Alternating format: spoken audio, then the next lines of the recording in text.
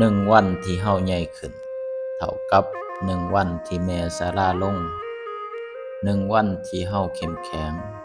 เท่ากับ1 วันที่แม่หมดแรงถึงปีที่เฮามั่นคงแม่เฮาอาจคงจะล้มลงบ่ทันได้ยินดีพ่อแม่บ่แม่นอะไรที่พ่อเสียไปจะมีของใหม่มาทดแทนเฮ็ดบุญกับพระวัดใดอานิสงส์ก็บ่ยิ่งใหญ่เท่าการดูแลพ่อแม่ในบ้านเฮากราบเท้าพ่อแม่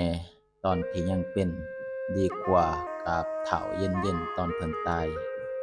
พ่อแม่คือคนแปลกหน้าคนทำอิฐในโลกใบนี้ที่ลูกรู้จักเป็นคนแปลกหน้า2 คนทำอิฐที่เขาให้ความไว้ใจ